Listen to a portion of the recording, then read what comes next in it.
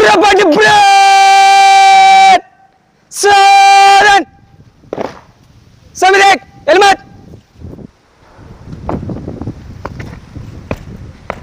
Jain साहब, आज पर परेड है 35 कैडेट्स, हाजिर सीमा.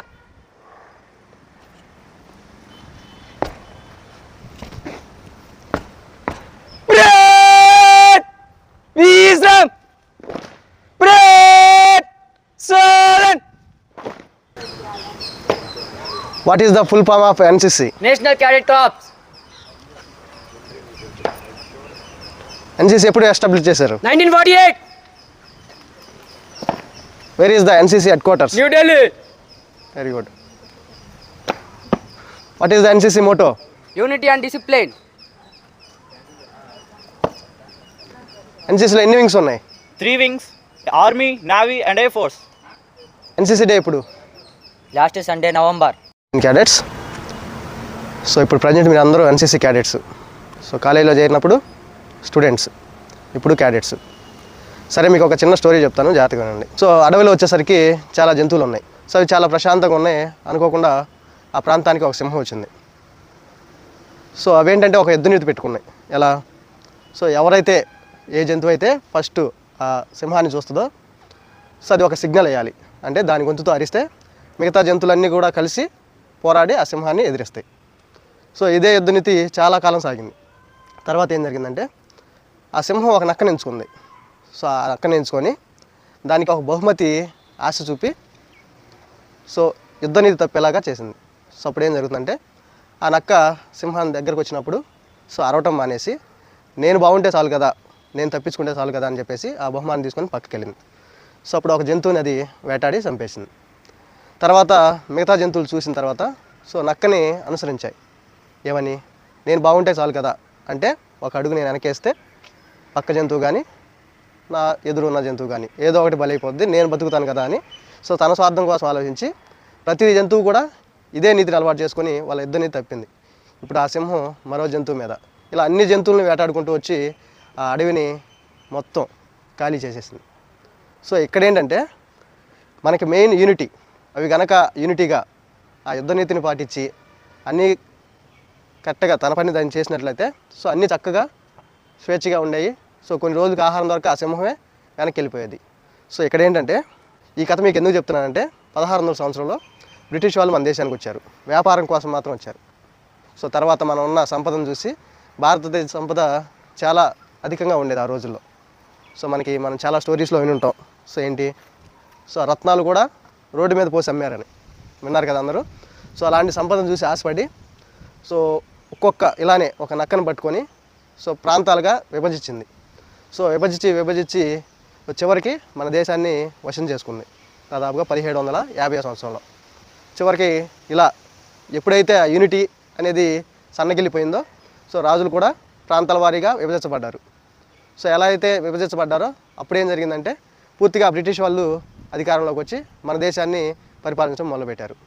సో తర్వాత కొన్నాళ్ళకి సుభాష్ చంద్రబోస్ ఇలాంటి వాళ్ళు సో ఓర్చుకోలేక తిరుగుబాటు మళ్ళీ మొదలుపెట్టారు.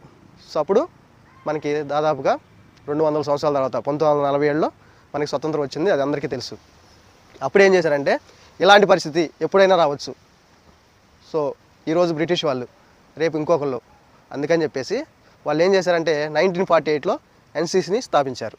సో స్థాపించి మెయిన్ లక్ష్యం ఏంటంటే యూనిటీ అండ్ డిసిప్లిన్. సో ఎక్కడ ఆ నక్క పొరపాటు చేసింది అలాంటి పొరపాటు మళ్ళీ మీరు చేయకూడదని చెప్పేసి ఒక సంస్థను ఏర్పాటు చేసి అప్పుడు NCC మొదలైంది 1948లో. సో వీళ్ళ మెయిన్ కాన్సెప్ట్ ఏంటంటే యూనిటీ అండ్ డిసిప్లిన్. సో అంటే యుద్ధం ఏ రోజైనా రావచ్చు, సో ఎవరైనా మన మీద దాడి చేయొచ్చు అనే లక్ష్యంతో మీకు ఆర్మీ లెవెల్లో ట్రైనింగ్. సో అంటే మీరు ఎప్పుడు పిలిచినా కానీ యుద్ధానికి వెళ్ళాలి అనే స్థాయిలో మిమ్మల్ని ట్రైన్ చేయడం మొదలుపెట్టింది. అర్థమవుతుందా? సో ఇది మనకున్న గొప్ప లక్షణం. మనం బయట అడగ చూడండి, ఎవరైనా నీ గోల్ ఏంటంటే టీచర్ అని కొంతమంది, డాక్టర్ అని కొంతమంది, ఇంజనీర్ అని కొంతమంది, ఇలా రకరకాలు చెప్తారే. కానీ అందరం ప్రశాంతంగా నిద్రపోతున్నామంటే మనల్ని కాపాడే ఆర్మీకి వెళ్దామని ఎంతమంది చెప్తున్నారు చెప్పండి? మనం రేర్గా చూస్తుంటాం. ఆర్మీకి వెళ్తా అంటే ఒక అమాయకులాగా చూస్తారు. సో ఇలానే మీకు ఏంటంటే ఇక్కడ ఫిజికల్గా ఇంకా మెంటల్గా సో దేశానికి ఎప్పుడు మేము అవసరమైనా మా సహాయం ఉంటే మేము అందుబాటులో ఉంటాం అనే రీతిలో మిమ్మల్ని ఇక్కడ ట్రైన్ చేయడమే.